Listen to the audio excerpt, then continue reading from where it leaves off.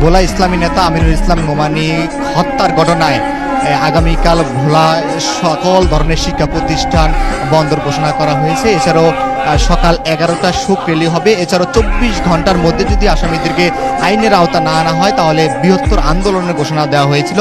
আমি রয়েছি নোমানীর যে জানাজা হচ্ছে ভোলা সরকারি স্কুল মাঠ, সেখান থেকে সরাসরি যুক্ত হয়েছে চ্যানেল বলার মাধ্যমে। আপনারা দেখছেন যে তার জানাজায় ঘিরে এখানে হাজারো জনতার উপস্থিতি রয়েছে। এখানে বিভিন্ন পর্যায়ে নেতাকর্মীরা উপস্থিত রয়েছেন, তারা জানাজায় এসেছেন।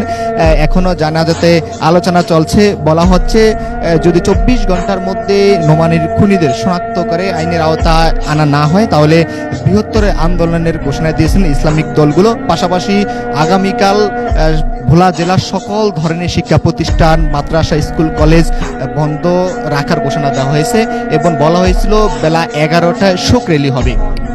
এছাড়াও জানিয়ে রাখি যে গতকাল রাত 9টার দিকে ভোলার চন্নাবাদ ফাঁকা বাসায় তাকে নৃশংসভাবে কুপিয়ে হত্যা করেছিল দুর্বৃত্তরা। হত্যার পর তাকে মুমূর্ষু অবস্থায় উদ্ধার করে ভোলা সদর হাসপাতালে নিয়ে আসলে কর্তব্যরত চিকিৎসক তাকে মৃত ঘোষণা করেন। সারা রাত আমরা দেখেছি যে ইসলামিক দলগুলো যে সকল নেতাকর্মীরা রয়েছেন তারা হাসপাতালে ছিলেন। এরপর বেলা 11টার দিকে মর্গ থেকে তার মরদেহ ভোলা সরকারি স্কুল যে মাঠ সেখানে নিয়ে আসা হয়েছে। এখন সেখানে জানাজা চলছে। কিছুক্ষণের মধ্যেই জানাজার আনুষ্ঠানিকতা শুরু হবে। এখানে হাজার হাজার নেতাকর্মী উপস্থিত রয়েছেন এবং সাধারণ জনগণ উপস্থিত রয়েছেন। এছাড়াও তার যে ছাত্র রয়েছেন তারাও এখানে উপস্থিত রয়েছেন। সবাই দাবি তুলছেন যে করেই হোক খুনিদেরকে 24 ঘন্টার মধ্যে আইনের আওতায় আনতে হবে। এছাড়াও বলা হয়েছিল যে এই যে নৃশংসভাবে যে তাকে হত্যা করা হয়েছে, এই হত্যার ঘটনায় যারা জড়িত তারা কারা, কেনই বা তাকে হত্যা করা হলো, কি কারণে তাকে হত্যা করা হলো, এভাবে নৃশংসভাবে তাকে হত্যা করার কি কারণ ছিল সেটি যাতে 24 ঘন্টার মধ্যে উদ্ঘাটন করে প্রশাসন এবং আইন প্রকারী সংস্থাগুলো যাতে আইনের আওতায় নিয়ে আসা হয় অপরাধীদেরকে, সেই বিষয়টি ঘোষণা দেওয়া হয়েছিল। পাশাপাশি বলা হয়েছিল যদি খুব দ্রুত সময়ের মধ্যে অপরাধীদেরকে শনাক্ত করা সম্ভব না হয় তাহলে বৃহত্তর আন্দোলনের ডাক দিবেন ইসলামিক দলগুলো।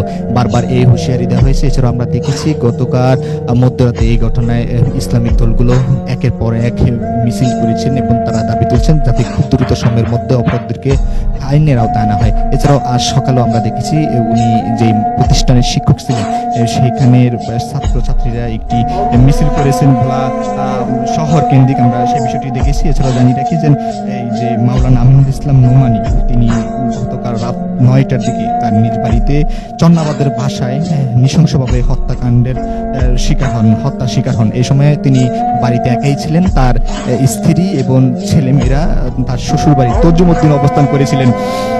যারা তাকে নৃশংসভাবে হত্যা করেছিল তারা ফাঁকা বাড়িতে ঢুকে তাকে কুপিয়ে নির্মমভাবে হত্যা করে। তার যে শরীর ছিল, মাথা এবং তার বাহু সহ বিভিন্ন জায়গায় আমরা জখম দেখেছি। একটু বিষয় জানিয়ে রাখি যে নিহত নোমানী হেফাজতের ভোলা সদর উপজেলা শাখার সহসভাপতি এবং ভোলা দারুল হাদিস কামিল মাদ্রাসার আরবি প্রভাষক ছিলেন।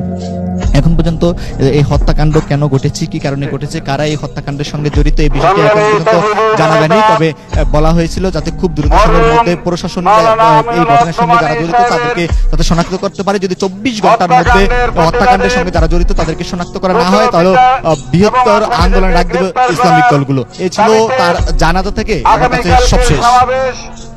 ভোলা হাট খোলা মসজিদের সামনে থেকে সকাল 11টায় শুরু হবে।